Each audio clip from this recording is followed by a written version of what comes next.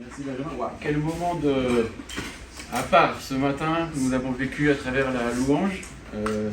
J'ai vraiment reçu de la part du Seigneur qu'il y a une puissance, son esprit est parmi nous ce matin et c'est une joie de vivre cela avec vous. Bonjour à tous. Donc c'est Fred, comme Benjamin l'a dit, je suis le mari de Marie qui est là-bas. Maintenant je viens avec Marie, et la dernière fois j'étais tout seul. La prochaine fois il y aura les enfants, on va grandir. Et puis le gendre de Françoise et Michel. Et par conséquent. Et c'est vrai, nous sommes à La Rochelle. Nous habitons La Rochelle, où j'exerce le ministère parmi les enfants, la famille. Et on va développer aussi le ministère parmi les prisonniers. Alors, il y a quelques semaines, c'est vrai, j'avais partagé, ou quelques mois, partagé avec vous, je ne sais pas si vous vous souvenez, le service d'aumônerie auprès des athlètes du village olympique pendant les Jeux olympiques, en abordant l'histoire vraiment touchante, bouleversante, en tout cas moi ça me bouleverse, de Méphibosheth. Vous vous souvenez de ça, Méphibosheth? Est-ce que quelqu'un se souvient de la signification du nom de Méphibosheth?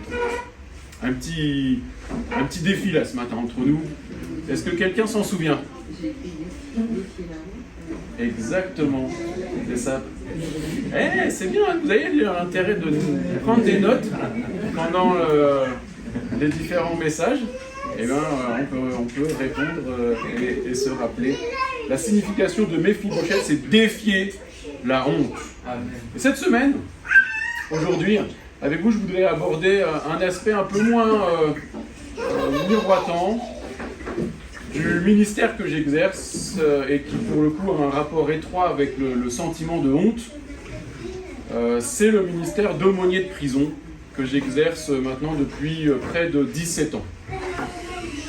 Alors je sais que ça vous parle ici un petit peu le ministère de la prison, parce que je pense pas qu'il y ait une église, je connais pas d'église qui soit située aussi près d'une prison que l'est Oasis, votre église. On a juste à traverser la rue pour aller à la prison de Fresnes. Et quand j'étais petit, j'ai grandi ici dans la région parisienne, et quand j'étais petit, dans le sud de Paris, là, avec mes parents, on passait souvent devant l'établissement, la prison, et ici, à quelques mètres de l'église, il y avait un bar de ce côté-là de la rue, de l'avenue, et ça m'avait marqué parce que ce bar, il s'appelait « Ici, mieux qu'en face ». Vous l'avez celui-là? Il s'appelait, je ne sais pas s'il existe toujours, mais il n'est plus, mais il y avait ce... Il était tenu par des Corses. Merci pour la précision. Ici, mieux qu'en face. Alors c'est vrai, je suis aumônier à la maison centrale de Saint-Martin de Ré. C'est sur l'île de Ré. Très beau, très belle région, touristique.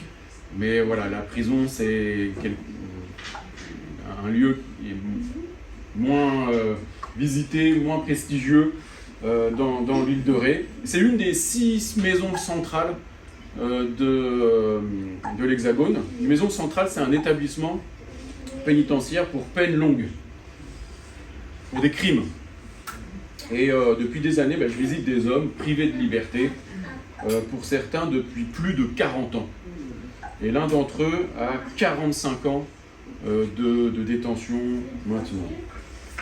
Et il se trouve que d'ailleurs la plupart des détenus que je vois à Saint-Martin, ils connaissent Fresnes, parce que à un moment de leur détention, avant ou en fin de peine, ils passent par Fresnes parce qu'il y a le Centre national d'évaluation ici à Fresnes. Donc c'est l'administration qui décide de ce qu'on va faire de cette personne et si elle peut aller, dans quel établissement elle peut aller. Alors je parle souvent d'un ministère auprès des prisonniers, le ministère de l'ombre, parce que ce qui se joue dans l'exiguïté de la cellule, dans laquelle j'entre seul avec la personne détenue ne se raconte pas. C'est de l'ordre de l'intime, c'est du secret de la confession, et souvent ce sont des récits qui ne sont pas très glorieux, qui sont pas plutôt honteux. C'est pour ça que je reviens sur Méphibosheth. Et pour autant, il y a des choses formidables qui se passent, et des partages très émouvants.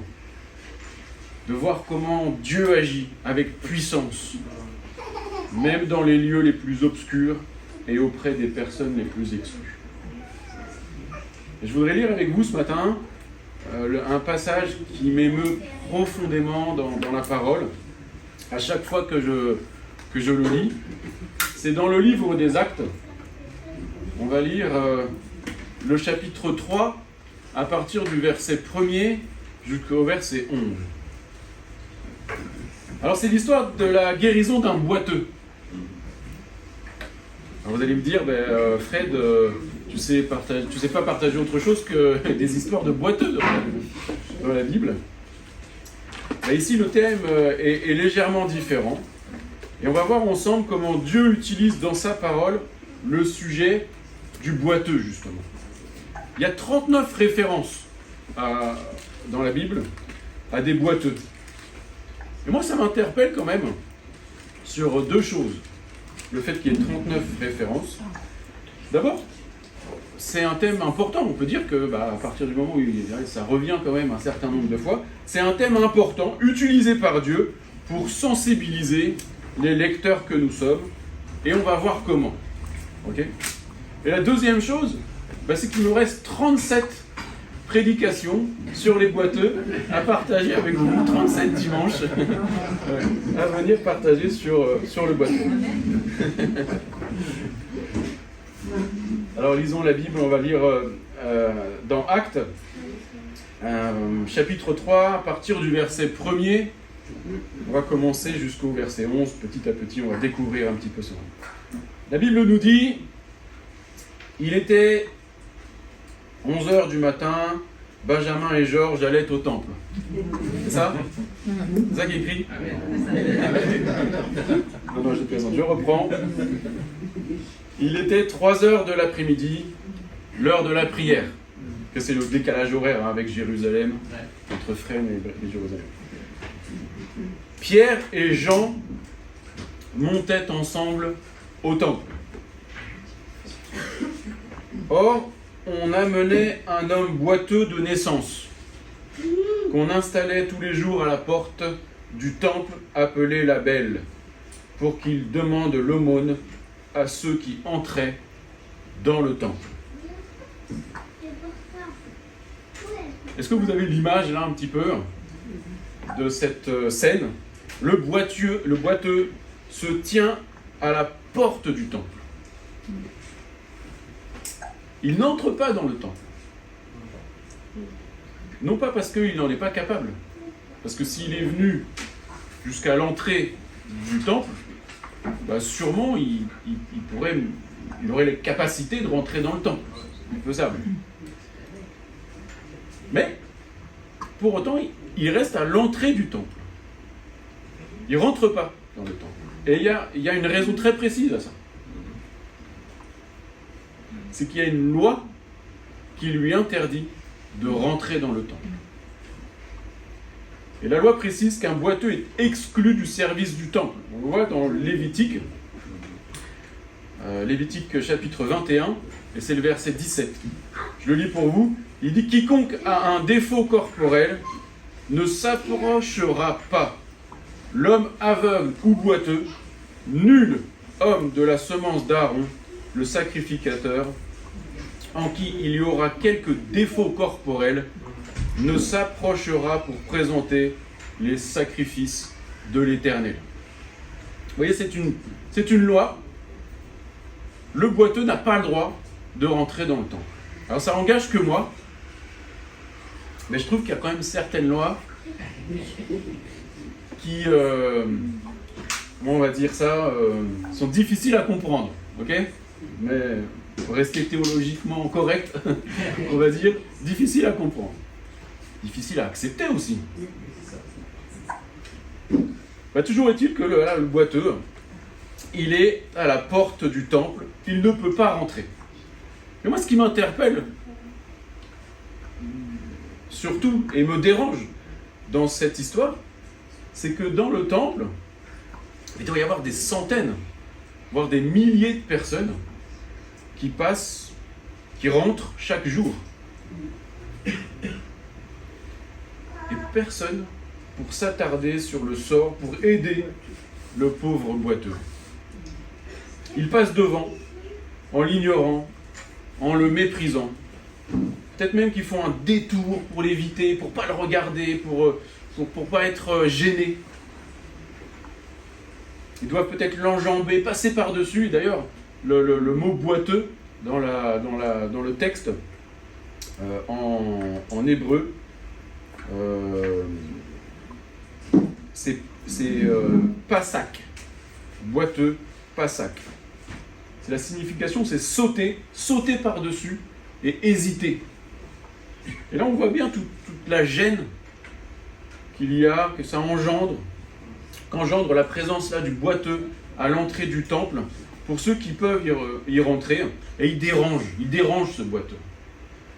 Il dérange ceux qui peuvent entrer alors que lui reste à la porte. Dans la Bible, l'homme boiteux, l'homme infirme, représente l'humanité dans son état de faiblesse. Dans son état de faiblesse et de besoin. Il était, cet homme, c'est vrai, dépendant des autres pour survivre, incapable de se relever par lui-même. Ça symbolise notre condition spirituelle. Sans Christ, nous sommes incapables de nous sauver. Nous sommes en quête d'une aide extérieure. Nous avons besoin de sa présence pour nous sauver. La réalité, c'est que sans Christ, nous sommes tous à l'image de ce boiteux. Des pécheurs qui ne méritent pas de rentrer dans le royaume de Dieu. Car nous portons sur nous le poids du péché. Tous autant que nous sommes. Pas un d'entre nous ne mérite la bénédiction. Nous sommes tous boiteux,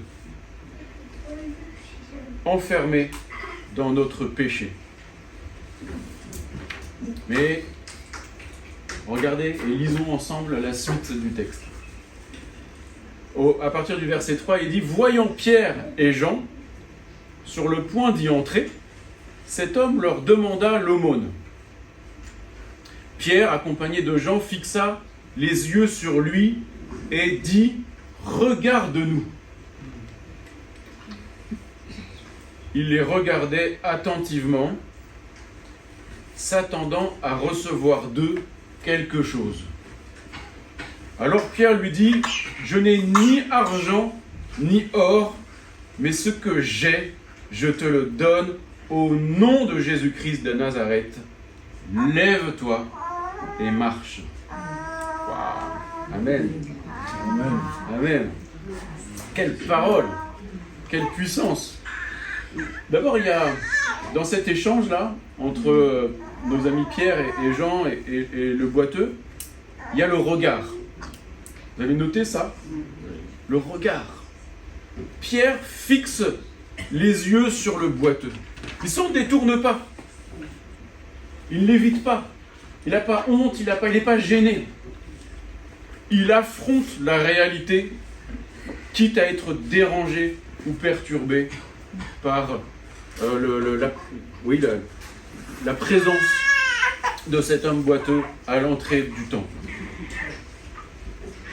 Et à travers ces paroles-là, je pense que le Seigneur ce matin nous invite à poser nos yeux sur les lieux obscurs, sur les personnes les plus exclues.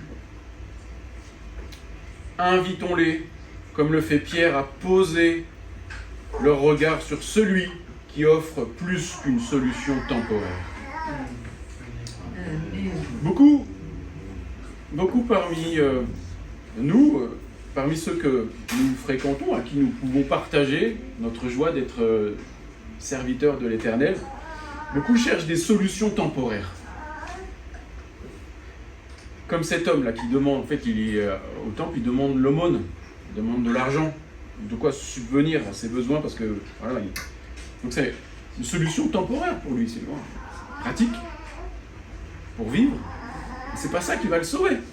C'est pas ça qui va lui permettre de rentrer dans le temple, d'avoir une pièce. Parce que ce dont nous avons réellement besoin, c'est d'une transformation profonde que seul Dieu peut accomplir dans nos vies. Pierre et Jean, ils ne lui donnent pas ce qu'il demande, de l'argent, mais ce qu'il lui faut vraiment. Je vais répéter ça. Pierre et Jean ne lui donnent pas ce qu'il demande, mais ce qu'il lui faut vraiment.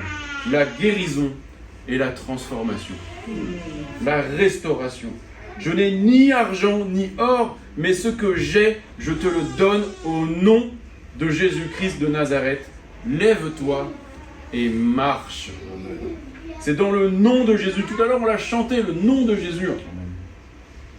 C'est dans le nom de Jésus que le miracle s'accomplit. Démontrant que le pouvoir appartient à Dieu seul. Alors nous aussi, nous sommes appelés à être des canaux de la puissance de Dieu dans nos vies. Par la foi en Jésus, nous avons accès à la puissance divine pour transformer les vies et faire entrer dans le royaume de Dieu ceux qui étaient condamnés, comme nous l'étions nous aussi avant, parce que nous étions sans Christ. Condamnés à rester à la porte du temple. Cela peut se manifester par des actes de compassion, la visite auprès des personnes isolées, des personnes malades, des personnes qui ne peuvent se déplacer, des personnes qui ne connaissent pas Christ. Il y a tellement de circonstances ici dans nos vies, dans cette société, où on peut aller à la rencontre, on va à la rencontre de personnes qui ne connaissent pas Christ, qui sont dans cette obscurité de cœur, parce que Jésus n'est pas encore entré dans leur vie, dans leur cœur. Alors la suite du verset, elle est aussi magnifique. Je vous invite à le lire à partir du verset 7. Il est dit: « Puis il le prit par la main droite et le fit lever. Ses pieds et ses chevilles s'affermirent immédiatement. D'un bond, il fut debout et se mit à marcher. Il entra avec eux dans le temple, marchant, sautant et adressant des louanges à Dieu. » Amen. Tout le peuple le vit marcher et louer Dieu. Ils reconnaissent que c'était bien celui qui était assis à la belle porte du temple pour demander l'aumône, et ils furent remplis d'étonnement et de stupeur à cause de ce qui lui était arrivé. Amen. Moi, je lis toujours ces passages avec beaucoup d'émotion. Ça me touche de voir l'œuvre de Dieu, l'accomplissement, la puissance manifestée de Dieu en vérité dans les vies transformées par lui. Lorsque l'homme est guéri, il se lève et il marche. Et la première chose qu'il fait, c'est entrer dans le temple. Il attend que ça, depuis 40 ans. Parce que plus loin dans le livre des Actes, il nous est précisé que l'homme avait à peu près 40 ans. Donc ça fait 40 ans qu'il attend à la porte du temple. Quel exemple de persévérance. Il a attendu 40 ans la délivrance, la joie de pouvoir rentrer dans le temple. Et pour moi, ça fait écho aux 40 années de certains détenus ici que je visite en prison. Mais Dieu est patient, n'est-ce pas? Dieu est bon, et dans sa bonté, il est patient. Il est patient avec nous, avec chacun d'entre nous.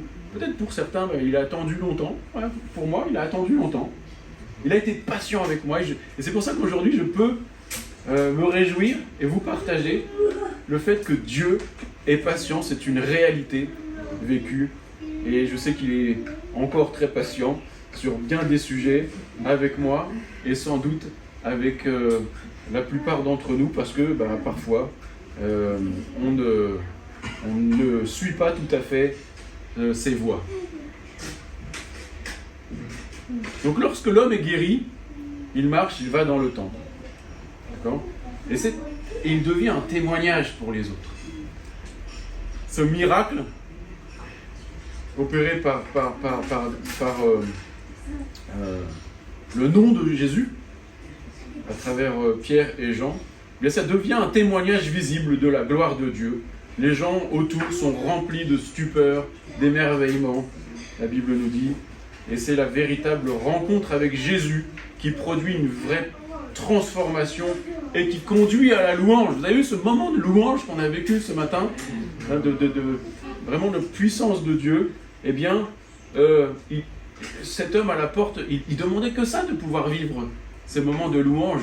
Et il attendait que ça. Et dès qu'il a pu le faire, rentrer, il s'est mis à louer et à adorer Dieu en esprit, en vérité. Quand Dieu agit dans nos vies, cela devient un témoignage pour les autres. Donc la foule, là, elle s'attroupe. Et on va conclure là-dessus. Il y a énormément de choses à dire sur ce texte. Mais on va se cantonner ce matin à ces quelques mots, ces quelques idées, ces quelques pensées. Je vous invite à le découvrir et à le relire. Voilà, sans doute il parlera d'une manière différente pour vous. Et c'est ça la puissance aussi de la parole de Dieu. Il est dit que la foule s'attroupe autour de Pierre et de Jean, étonnés par ce qui vient de se passer. Ah oui. Et Pierre, il en profite pour expliquer, plus loin dans les versets suivants, que ce miracle est le fruit de la foi en Jésus-Christ. Cela montre comment les œuvres de Dieu ouvrent la voie à l'annonce de l'Évangile, même dans les circonstances les plus inespérées, les circonstances les plus impossibles aux yeux des hommes, même dans les lieux les plus ténébreux, même dans les moments les plus obscurs de nos vies, Dieu agit avec puissance et veut nous transformer. Amen. Alors je vais conclure sur ces mots.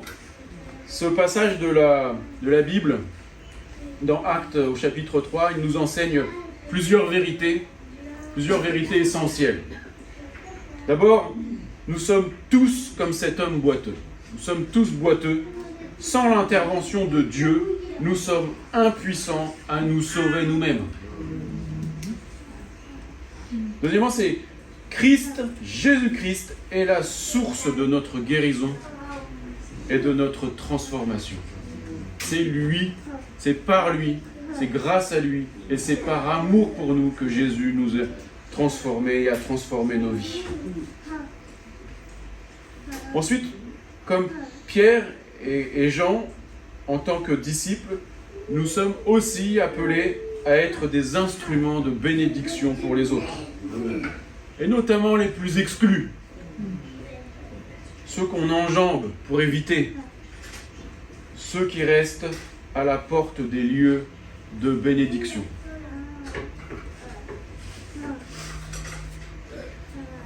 Et enfin, les miracles et les interventions divines que nous pouvons vivre grâce à la puissance de Jésus sont des portes ouvertes pour partager la bonne nouvelle. Elles nous aident à témoigner de la puissance de Dieu. Alors ce texte, il nous interroge aussi, il nous pose la question suivante.